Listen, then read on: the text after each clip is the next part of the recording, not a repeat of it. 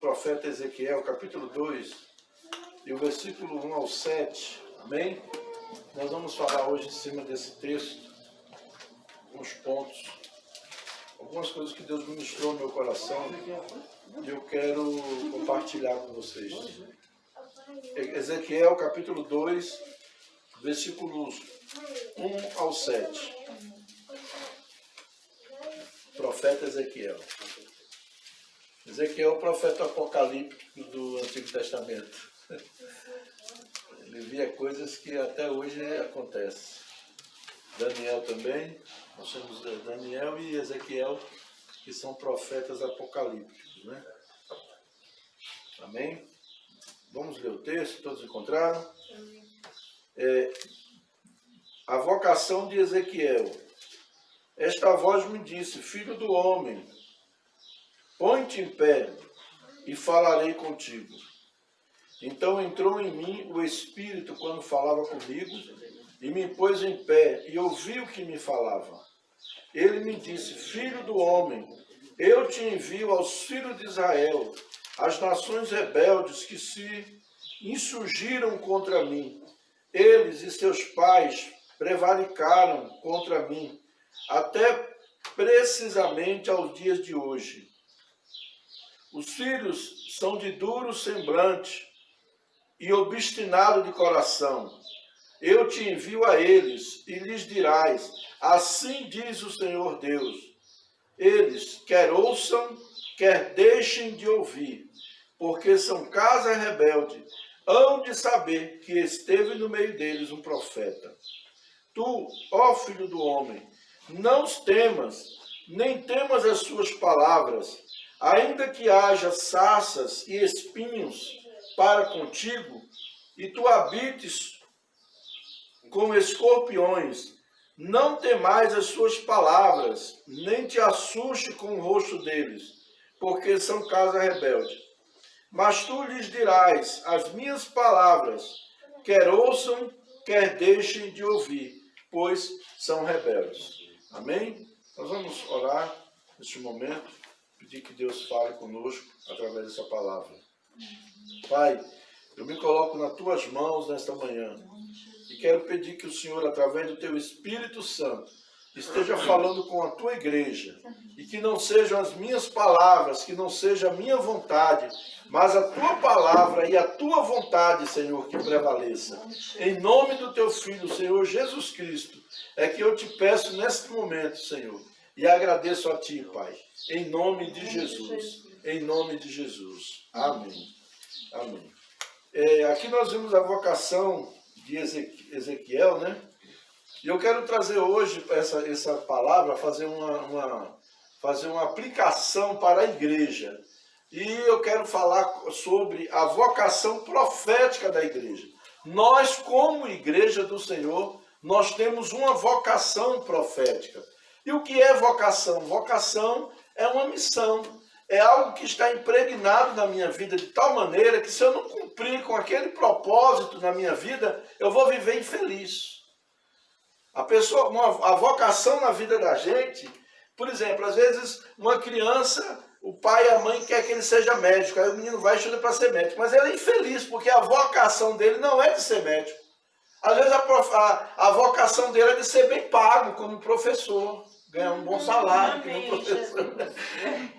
Ganha aquele salário abençoado, mas é a vocação, ele se sente feliz. Eu mesmo, quando eu estou dentro de uma sala de aula, eu me sinto, parece que eu estou realizado, um lugar melhor do que aquele só o céu. Entendeu? É a minha vocação. Então, a vocação para ser médico. A Elaine, a Aline aí está fazendo enfermagem, a Aline está deslumbrada, né, com a enfermagem, a Elaine também está deslumbrada, uma hora se empolga, uma hora perde o deslumbre, outra hora deslumbra de novo. Mas é a vocação, a pessoa que sente aquela vocação para realizar. Quando você não cumpre a sua vocação, você é infeliz. O segredo da felicidade, um dos segredos da felicidade, é você estar dentro da sua vocação. Eu nunca disse, meus filhos vão ser isso, meus filhos vão ser aquilo. Eu digo, meus filhos vão ser o que eles desejarem ser. Eu vou prepará-los para que eles, quando crescerem, eles sejam o que eles sentirem, o que eles desejarem.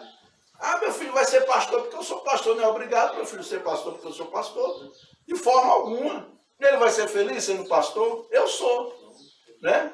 Eu já tentei deixar de ser pastor 2 vezes, aí acabei sendo pastor de novo. Por quê? Até sem pastorear, eu estava pastoreando. Até sem estar pastoreando igreja, eu acabava pastoreando, porque é o que isso? É a vocação na vida da gente. Quando você está dentro da sua vocação, você é uma pessoa feliz, você é realizado com aquilo que você está fazendo.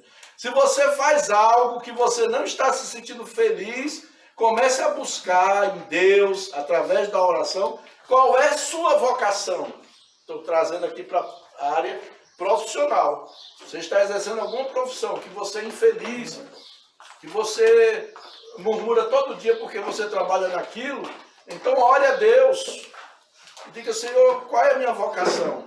E quando nós estamos dentro da vocação, a gente não olha nem para o dinheiro, nós olhamos para o nosso trabalho que vai ser bem feito. E o dinheiro vem como consequência.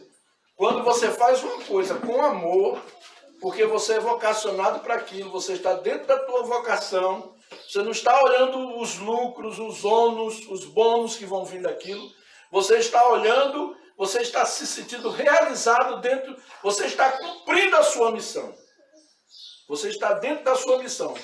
O dinheiro vai vir como consequência. Pode ter certeza que isso acontece, tá?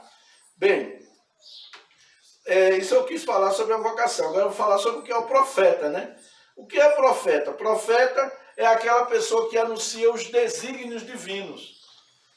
Aquela pessoa que foi escolhida por Deus, recebeu uma vocação para transmitir às pessoas a mensagem de Deus. Isso nós vimos no Antigo Testamento. Os profetas também, eles têm eles recebem de Deus a capacidade de prever o futuro.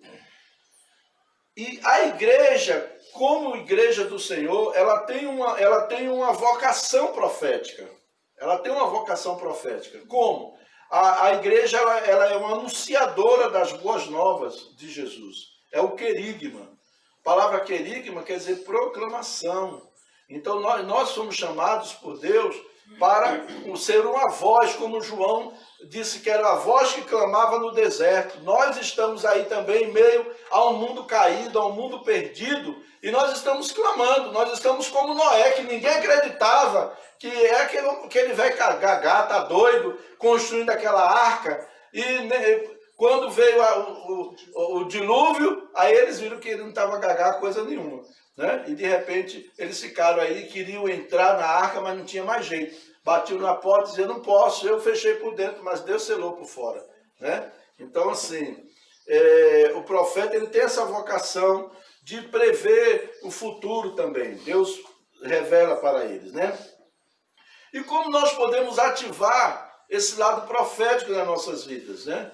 Então, como profetas, nós transmitimos a mensagem de Deus, nós também transmitimos o que vai acontecer. Por exemplo, essa pandemia que a gente está falando muito dela aí, né? Aí a gente fica, todo mundo assustado. Gente, não tem que se assustar.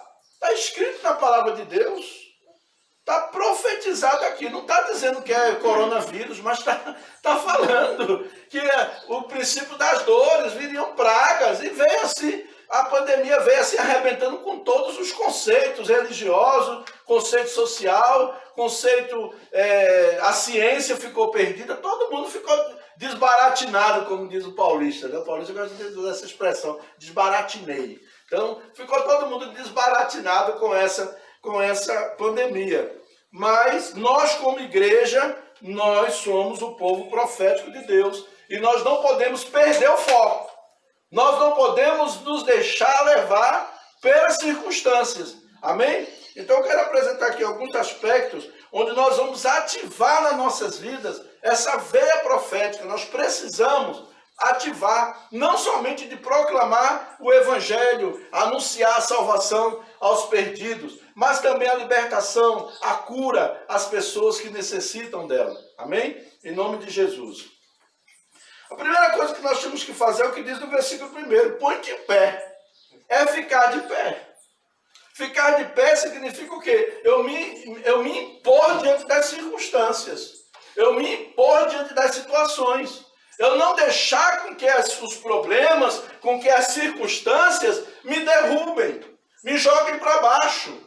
Eu tenho que sobressair, eu tenho que me pôr de pé, eu tenho que dizer, não, eu tenho um Deus que é vivo, Deus não perdeu o controle, Deus está no trono. Aconteça o que acontecer, Ele está no trono, Ele tem o controle do mundo, Ele tem o controle da minha vida. E só vai acontecer comigo aquilo que Deus permitir. Não murmura quando estiver passando por alguma situação.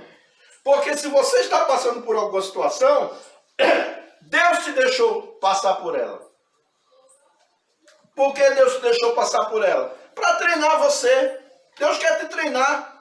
Eu já estava conversando com minha esposa sobre isso. Como é que a águia ensina o filho a voar? Joga lá de cima, não é isso? E depois eles parece que vai se debandar todo quando vê, daqui a pouco ela vem por baixo, apara o filhote. E Deus está nos treinando a exercer a nossa fé em meio às dificuldades, em meio aos pesadelos, em meio a tantas coisas que nós olhamos e não encontramos saída. E agora? Fazer que nem a música, né? Acho que era Milton Nascimento que cantava essa música. E agora, José, né? E agora, José? E aí, chega um momento que a gente fica, e agora? O que vai ser? Agora eu estou sem saída. Faço que nem Israel quando estava diante do Mar Vermelho. E agora? E Deus falou para Moisés, diga o povo que marche. Porque Moisés se impôs. Moisés se colocou em posição diante de Deus. E eu quero dizer para você, se coloque em posição diante de Deus. Não fique em posição de murmurador, de derrotado, de fracassado. Fracassado é o cão. Derrotado é o diabo. Você não é derrotado. Porque você tem um Deus que é o Criador de todas as coisas. Você tem um Deus poderoso. Ele pode por um momento deixar você passar por algumas situações, mas não vai ficar para sempre naquela situação. Eu já entrei em tanto vale, já saí, Deus entrou comigo e saiu várias vezes. Várias vezes. Uma vez eu tive um sonho, que eu estava num lugar e de repente eu entrava assim, numa água suja, e eu passava assim naquela enxurrada, e ia sair do outro lado. São e salvo. Lá no Ocidental. Quando eu estava lá ainda, eu tive esse sonho. E aí eu passei por um vendaval, uma tempestade, que eu entrei dentro dessa água aí suja e saí. Por quê? Porque Jesus é bom, Ele é maravilhoso, Ele é poderoso. Ele está com você, meu irmão, Ele está conosco. Independente das nossas fraquezas, independente de sermos... aqui ninguém é super-homem, eu estava falando... Acho que foi com o Jeová quinta-feira, eu fui com o Gerson ontem, estava falando sobre isso. Não existe esse negócio de super crente, irmão. Não é eu sou super crente. Né? Tem pessoas que dizem, não, eu não vou botar máscara não, porque eu não vou pegar a doença. Meu irmão, segue as coisas direitinho. Né? Está dizendo para usar máscara, está dizendo para você limpar a mão, faça. Se você pegar... tendo esses cuidados, pelo menos você não vai se dizer assim, eu fui imprudente, né? Eu fui imprudente, amém? Então o primeiro ponto é ficar de pé diante de Deus. Como é que nós ficamos de pé diante de Deus? É humildade, ter um coração humilde. E o que é humildade? Humildade é quando eu reconheço que eu não tenho condições, capacidade nenhuma de dirigir a minha vida. E eu entrego ela para Deus dirigir. Eu digo, Senhor, comanda. Assume o comando. Assuma o comando porque eu não dou conta. Eu fiz isso há uns anos atrás. Eu sempre que ficava me, como é que se diz? Programando. Vai acontecer isso, vai acontecer aquilo, vai acontecer. E um dia eu falei, Senhor, olha, eu não dou conta. Ou o Senhor entra e leva, ou eu não dou conta. E quando eu tomei essa posição, Deus entrou em cena e mudou toda a história. É o que Deus faz. Não adianta a gente querer ficar lutando, queda de braço com Deus, você é perdedor, meu irmão. Não adianta ficar em queda de braço com Deus. Amém? Outro ponto que nós temos que ficar de pé, diante do mundo caído, diante das circunstâncias, nós temos que ter atitude. A nossa atitude tem que ser diferente da atitude do mundo. Tem que ser diferente. Afinal, eu creio em Jesus. O mundo está aí desesperado, é gente querendo se suicidar, é gente debaixo de medicação. Esses dias mesmo, minha esposa teve que sair daqui, foi lá para... Como é o nome daquele lugar? Lago Azul. A gente foi para lá para socorrer uma pessoa, né? Outro dia, outro me liga, e assim, lá no meu trabalho, é gente procurando. Que líder mesmo na igreja? Gente líder, gente que está à frente de igreja, pastoreando igreja aí. Gente liderando na igreja, querendo se suicidar. Não é estranho isso? Por causa que não está suportando a pressão. Não está suportando a pressão do mundo que está acontecendo, com o que está acontecendo no mundo. Enquanto isso, eu vou para Recife visitar minha mãe e tomar banho de praia. Não é bom? Claro que eu tive meus cuidados, né? Mas eu vou ficar morrendo de medo, desesperado, murmurando, xingando os outros, tratando os outros mal, me escondendo. Né? Essa semana eu tive que procurar uma pessoa aí que... Rapaz, não adianta, você fica se escondendo com medo. Jó, ele falou, o que eu mais temia, isso o quê? Me sobreveio. Medo é fé ao contrário, é fé às avessas. É a fé às avessas. Você está crendo que vai acontecer o que não presta para você. Né? Então, tem que ter uma posição de fé. E uma posição para consigo mesmo. O que é que eu vou fazer? Como é que eu vou ficar de pé diante de Deus? Eu vou fazer uma introspecção, né? Fazer uma reflexão na minha vida e vou procurar o quê? Ver como é que eu estou vivendo diante de Deus. Tem pecado na minha vida? Eu vou confessar, Senhor, eu estou vivendo uma vida de pecado, uma vida leviana. Eu estou vivendo uma vida dupla. Tanta gente aí, agora mesmo tem aquela Flor de Lis aí que está sendo julgada, né? Vida dupla, aparentava uma coisa, né? Eu não sei o que é verdade, o que é mentira, eu não sei. Quem sabe é Deus, né? Mas assim, não adianta a gente querer viver uma vida dupla. Uma hora você é uma coisa, está na igreja, você é um santinho, é um anjinho, e lá fora, às escondidas, você é outra pessoa. Não adianta. Não adianta. Você tem que prestar conta, não é para mim, nem para fulano, é para Deus. Eu sempre falo para as pessoas, irmão, eu estou preocupado com quem peca, não. Você não vai ter que prestar conta para mim. Você vai ter que prestar conta para Deus. Não é comigo. Comigo está resolvido. Eu tenho problema. Rapaz, eu tenho problema com o teu pecado, não. Eu nem gosto de ouvir pecado dos outros. Eu ia para o encontro, aqueles encontros que tinha nas igrejas aí chegava lá, depois de ministrar, vamos escutar o pecado do povo. Eu botava um ouvido surdo, que eu tenho um ouvido que é surdo. Aí eu venho confessar, e a pessoa confessava aqui no ouvido surdo. Eu nem sabia o que a pessoa confessou, tá nem aí. Porque eu não me interessa em saber pecado dos outros, não. Não, tem que confessar pecado encoberto, tem que falar para o pastor, não sei o quê. Tem que falar com Deus, meu irmão. Tem que resolver sua vida com Deus. Se você não resolver com Deus, o pastor não vai te levar para o céu, não. O pastor não vai te dar a tua salvação, não. Quem vai dar é Deus. É através de Jesus Cristo. Né? Então tem que se resolver com Deus. Confessar pecado. Agora não é confessar para por desencargo de consciência. É confessar com atitude. Qual é a atitude? Arrependimento. O que é arrependimento? Mudança de atitude. Não é choro, não é sentimento. Eu estou arrependido. Daqui a pouco é a mesma coisa.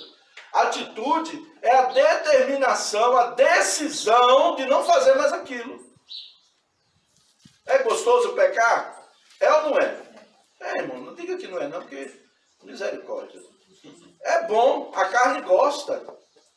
Se não fosse bom, a gente não vivia lutando contra o pecado aí, né? Agora o que nós temos que fazer é tomar uma decisão. Eu sei que isso aqui vai de encontro à palavra de Deus. Isso que é pegar a cruz e seguir Jesus. Isso aqui vai de encontro à palavra de Deus. Eu não vou fazer isso aqui, porque isso vai contra o que o meu Deus ensina. Eu não vou fazer isso. Pronto. Isso é arrependimento. Morreu o assunto. Amém? E ter uma vida quebrantada na presença de Deus. Né? Quebrantar, a gente canta, eu quebro o meu vaso, eu quebro o meu vaso. Mas será que a gente quebra mesmo? Na hora de cantar é tão bonito, né? Eu quebro o meu vachobra. Aí profetiza, fala em línguas. Não adianta, isso aí não resolve nada, isso aí não cura ninguém. O que vai curar é tomar a posição de realmente quebrar o vaso.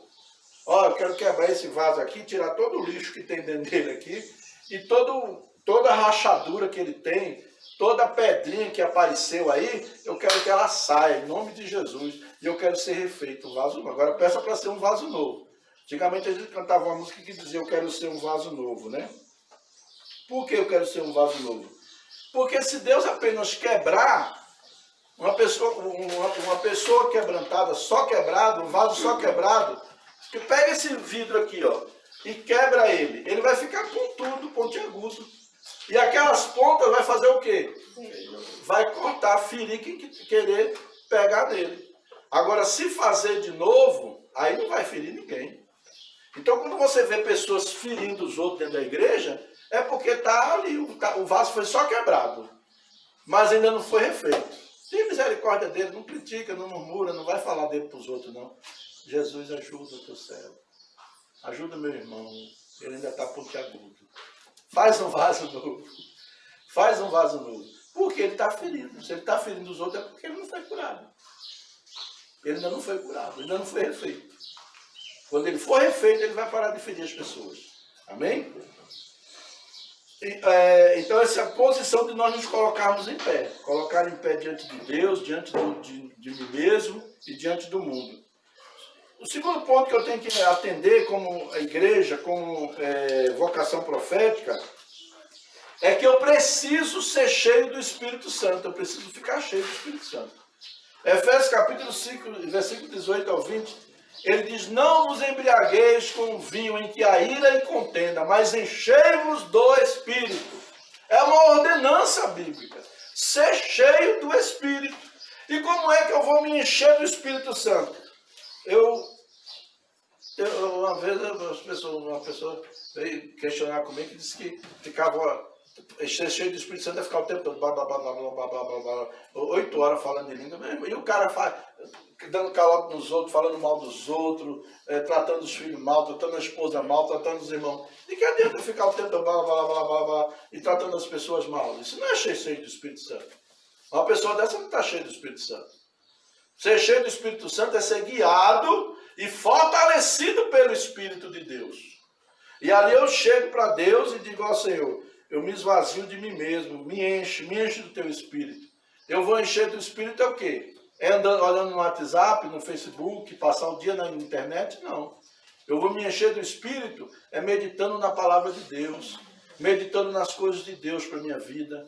Amém? Eu vou me encher do Espírito é procurando me encher de coisas boas, rejeitar coisa ruim, rejeitar a fofoca, rejeitar a dissensão, a conversa, rejeitar a intriga, rejeitar, tratar os outros mal. Então, quando eu vou abrindo mão dessas coisas, porque dá vontade mesmo. Você está junto aí, não tá, você mete até o pau no fulano lá, e aí começa, daqui a pouco você pega o carrinho, vai de vez, né? Mas se você quer ser cheio do Espírito Santo, não, irmão, vamos parar, vamos mudar de assunto.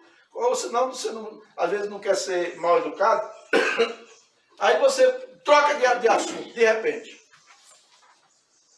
Muda de assunto. Ô irmão, você lembra daquele dia que Deus fez isso, fez aquilo, pai? Começa a tirar ele de tempo. Começa a dar testemunho das coisas de Deus. Quando você faz assim, começa a pegar, a aplicar na sua vida as coisas de Deus, você vai ser cheio do Espírito. A vida devocional, eu preciso ter uma vida devocional, eu preciso falar com Deus todo dia. Eu preciso comer todo dia? Preciso. Eu preciso tomar água? Preciso. Eu preciso do oxigênio? Eu preciso. São necessidades físicas que nós necessitamos para o nosso organismo, para o nosso fortalecimento físico. E para o nosso fortalecimento espiritual, nós precisamos nos alimentar da palavra de Deus diariamente. Não adianta ficar dando estudo, discipulado, aí você fica dando estudo, enchendo a pessoa de estudo, mas ela não tem vida com Deus, vida devocional. Fica aquele crente fraco, o crente montanha-russa. Que é o crente montanha-russa? Uma hora ele está lá em cima, outra hora está lá embaixo. Aí ele sobe, de repente, poxa, mas fulano estava tão bem. Fulano estava tão bem, estava pulando no pé só ali, né? E agora já está aí, amaldiçoando até a última geração dele, que nada é isso. É o crente que fica, aquele que montanha-russa, uma hora ele sobe, uma hora ele desce, de repente ele sobe, ele fica crente, e aí ele começa a ver os defeitos dos outros, e querer converter todo mundo na igreja. Aí daqui a pouco ele está lá embaixo, no raso, fedendo, porque o pecado fede, e a pessoa fica feio. Engraçado que quando a pessoa comete pecado, vive na prática do pecado, sai da presença de Deus, ela fica feia. Eu estava conversando com minha esposa. Falei, amor, você já percebeu quando a pessoa está em pecado, não precisa nem ela chegar e falar que está, que a gente já vê que a pessoa começa a ficar feia. Crente é bonito, eu sou lindo. Maravilhoso. Agora se eu pecar já era, acabou. Né? Então o Espírito Santo, ele faz a gente ficar bonito na presença de Deus, né? O Espírito Santo vem e a gente precisa sempre dele. Amém? Então nós precisamos nos encher do Espírito Santo todos os dias. E outra coisa, parar de murmurar. A murmuração é terrível isso na vida do crente. Você quer atrasar a sua vida, não precisa macumba não, é só você ser murmurador. Ah, eu acho que tem macumba, né? Acho que estão fazendo macumba para mim. Não, irmão. É a murmuração, né? É a murmuração. Ao invés, quando vier a vontade de murmurar, sabe o que você faz? Eu às vezes venho, não vou dizer para você que eu sou anjo, não. Vem também. É mesmo, pastor? Vem. Vem vontade de murmurar. Aí eu na hora eu paro, eu digo, Jesus, vem cá. Ah, Senhor, que maravilha, aquele dia o Senhor fez isso na minha vida. Aquele livramento que o Senhor me deu. Eu começo a lembrar. Eu começo a enumerar as coisas boas que Deus já fez na minha vida. Aí eu te digo, olha, presta bem atenção. Começa a enumerar as coisas boas que Deus já fez na tua vida e medita. Poxa, se Deus já fez isso na minha vida, isso aqui é fichinha. Isso aqui que eu estou passando hoje é fichinha para Deus. Porque Ele já fez tanta coisa. Isso aqui para Ele... Senhor, eu te agradeço, eu vou esperar o teu tempo. E Deus vai fazer. Deus vai fazer na sua vida. Uma vez eu fui morar eu estava solteiro, fui morar num quartinho, que eu acendi um fogão lá para fritar um ovo, aquela fumaça subia para todo lado, né? E eu na hora comecei a chorar, falei, Senhor, que situação, né, que eu estou passando, nessa situação aqui. Deus falou, esse é o seu deserto. E quem vai dizer o dia de você sair do seu deserto é você, não sou eu. Deus ainda falou assim comigo. Eu digo, é eu que vou dizer, então tá bom, já saí. Comecei a cantar, comecei a louvar a Deus. Com um mês eu estava morando em uma casa enorme. Deus abriu as portas e mudou a minha história. Um mês, eu passei um mês de deserto. Israel passou 40 anos. Que eles poderiam chegar em 30 dias, sabia disso? Em 30 dias eles podiam chegar no destino deles. Eles passaram 40 anos por causa da murmuração. Quando eles murmuravam, eles se perdiam. Aí eles ficavam dando volta no monte.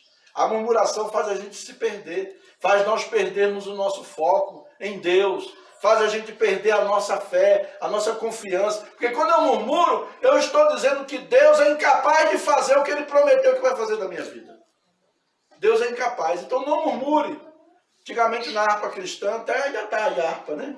Então a gente cantava um hino que dizia assim, no mundo murmura-se tanto entre os que cristãos dizem ser, né? Então às vezes as pessoas murmuram tanto. E nós precisamos tomar essa posição, amados. Ser cheio do Espírito Santo. Para que eu seja cheio do Espírito Santo, eu tenho que abandonar a murmuração. Eu tenho que abandonar o pecado. Diga, meu filho. Nem lá em Lamentações fala, trazer à memória aquilo que te traz esperança, né? Muito bem. Olha que bom. Bom a gente estar assim com o profeta. Assim. Trazer à memória aquilo que me traz esperança. Comece a trazer. Poxa, o que Deus já fez na sua vida.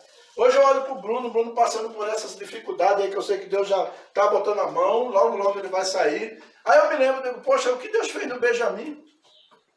Nunca mais o Benjamin teve alguma coisa. Aí. E aparentemente o Benjamin ia ficar a vida inteira com aquela fragilidade, né, Helene? Com aquela fragilidadezinha. Aí eu me lembro que o Bruno a gente ia fazer uma atividade. Ah, pastor, não posso ir não, o Benjamin está com febre.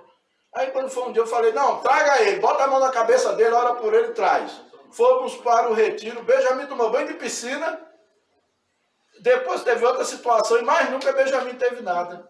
Porque Deus é fiel, nós temos que exercer a fé, e nós temos que liberar palavra profética sobre nossos filhos, sobre nossa esposa, sobre o marido, sobre o nosso trabalho. Amém? Nós somos o povo profético de Deus. A igreja tem essa veia profética. Agora nós precisamos nos enraizar, nos apegar mesmo, ter intimidade com Deus. Ninguém consegue ser falso com Deus, você consegue ser falso comigo. Na minha frente, eu te amo, irmão. Poder estar certo. Aí você consegue. Mas com Deus, não adianta, meu irmão. Não adianta. Amém? Então se acerta. Vamos lá, vamos buscar andar no que Deus quer para nossas vidas. Terceiro ponto, nós temos que ficar atentos à direção de Deus. O versículo 3 ao 5, ele diz assim, ele me disse, filho do homem, eu te envio aos filhos de Israel, as nações rebeldes que se insurgiram contra mim. Eles e seus pais prevaricaram contra mim, até precisamente ao dia de hoje. Deus estava mandando o profeta aí, para onde? Para o meio de lobo ali, meu irmão. Para lugar difícil, falar com o povo de coração endurecido, falar com o povo rebelde. Mas você quer ativar o seu lado profético, obedeça. Coisa mais difícil é obedecer. Não é fácil. Quem disser para mim que obedecer é fácil, digo, dá licença, meu irmão, vai se consertar que você está mentindo. Porque não é fácil. Não é fácil obedecer. A obediência é terrível. Então, é tão tal que a Bíblia diz assim, ó, vós maridos, amai vossas esposas, vossas mulheres. Sabe por quê? Porque amar não é coisa difícil para a mulher. É difícil para a mulher amar? A mulher não é difícil para a mulher amar. Para o homem já é mais difícil. O homem é muito racional. Aí a Bíblia manda o homem amar a esposa. Por isso que a Bíblia manda o homem amar. Ela não tá. Aí fala, vós mulheres, sede submissa aos seus maridos. Aí ó, já entra outro ponto. Submissão é o quê? Andar debaixo da missão do marido. Não é ser capacho dele, não. Você não é o tapete dele, não, tá? Mas você vai andar sob... Submissão é o seguinte, andar sob a missão do marido. O marido vai te levar. Você vai negociar com ele. Oh, amor, eu acho que é assim. Não, você vai, eu não vou, eu não entro nisso aí, eu sou sua mulher, mas eu não sou sua cachorra, não sei o quê. Já perdeu a bênção. Tenta negociar, submissão é isso. Né? A mulher, eu costumo dizer, a mulher manda mais do que o homem, gente, não tem jeito não. E a mulher é sutil, ó, se ela souber fazer, ó, as irmãs, tudo gostando, que elas fazem isso mesmo, né? Então ela chega com jeitinho, aquela coisinha com um cafezinho na mão, com um perfumezinho cheirosinho, tá? Aí chega, vem e faz uma proposta pro marido. Aí o marido, amor, faz. O cara que é tão derretido, né? Vamos fazer. Não é assim, né? Mulher é desse jeito. Agora a mulher que enfrenta o marido, que briga com ele para querer as coisas, que desmaia de mentira para querer enganar o marido, para conseguir as coisas, consegue nada. Bater de frente não consegue nada. Por quê? Porque o homem é racional. Aí entra aquela questão da submissão. Não é que a mulher... tem gente que tem uma dificuldade nessa questão de submissão. A mulher, preste bem atenção, a mulher detesta o Zé Babaca. A mulher detesta. A mulher consegue viver com um cara que ela manda nele até um certo ponto, mas chega um ponto que ela diz, não, esse cara é besta demais, é um idiota. Aí ela começa a chifrar ele. Infelizmente é o que acontece por aí. Entendeu? Porque a mulher gosta de ser mandada mesmo, a mulher gosta do homem que é macho mesmo. A mulher gosta de macho, é de homem. É verdade. Eu trabalho com aconselhamento, com psicanálise, e é o que mais vê. Quando o marido não é um Zé Ninguém, que não toma uma posição, não se impõe, a mulher é infeliz. Sabiam disso? a mulher é infeliz.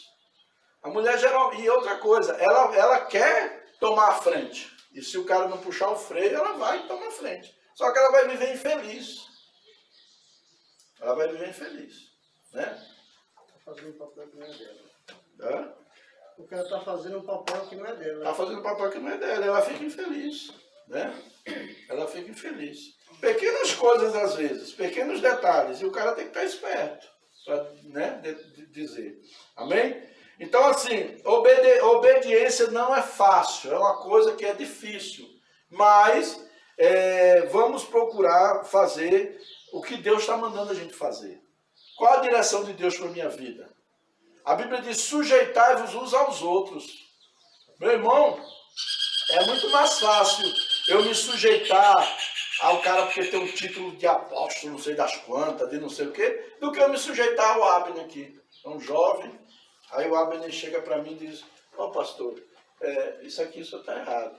Que? Estou errado? E você que fez isso, isso, isso? Eu já vou jogar na cara dele os erros dele. Então, assim, o que eu tenho que fazer é mesmo, Abner, você observou isso? Muito obrigado. É fácil fazer isso? Não é fácil. Porque a gente quer partir para cima. A gente fica na defesa. A gente fica na defesa. Mas assim, quantas vezes eu, graças a Deus, né, tem coisa que eu vou fazer, minha esposa chega e diz assim, ô meu filho, ô amor, acho que isso aqui é assim, assim. Eu acho que isso aqui é assim, assim, não tá legal. Né? Às vezes a Sara, até a Sara tá lá junto comigo, lá junto conosco. Aí a Sara fala, ó, Jesse, eu acho que isso aqui não seria legal, tá? Acho que não é bem por aí, né? Quantas vezes eu já deu ideia, né? Assim, e eu acato. Não é nada demais eu acatar uma sugestão da pessoa. Só me lembro da minha menina, filho de 5 anos de idade. Vamos orar para Deus dar o carro. Aí todo mundo deu a mão, vamos orar. Aí minha filha, pai, Deus não vai dar o carro para você. O que é isso, menina? Por quê? Porque você não tem carteira de motorista. Como é que a gente vai orar para Deus lhe dar um carro? Uma menina de 5 anos. Aí eu vou pegar minha filha e dizer, não, menina, deixa de se meter onde tu não é chamado, o pastor aqui sou eu. Não. Eu falei, não, gente, não vamos orar mais pelo carro. Vamos orar pela carteira. Vamos orar pela carteira. Deus pode usar uma criança, Deus pode usar o Benjamin ali para mim. Por que não? Deus pode usar. Deus usa quem Ele quer, meu irmão. Agora, cabe a Deus, vai usar, sabe para quê? Para testar a tua humildade. Para ver se você tem humildade para ouvir um conselho, para ouvir uma sugestão de outra pessoa. É isso que acontece. E aí você ganha até respeito quando você é assim. Você ganha até respeito. Amém? Agora, quando você se fecha no seu mundo e você não dá espaço, acabou. Você fica sofrendo sozinho e acaba morrendo. Amém? Toda palavra profética, uma coisa que eu quero que vocês entendam. Toda palavra profética, ela tem seu início, é quando ela é lançada. Ela tem um meio, quando ela é testada. Deus liberou uma palavra profética para você. Agora você vai passar pelas pressões para o cumprimento daquela palavra. É que nem você joga uma semente, aquela semente na terra, a semente vai passar o quê? Pela pressão do calor, da chuva, do solo, para poder ela brotar. Amém? Então, vem as pressões. E é nesse momento de pressão que você às vezes perde a bênção. Ah, Deus falou, mas você perdeu a bênção porque você jogou fora a bênção que Deus prometeu para você. Né? A promessa, entre a promessa e o cumprimento da promessa tem um deserto. O tempo do deserto quem vai dizer é você, não é Deus. É você, com as suas atitudes no teu coração. Amém? Em nome de Jesus.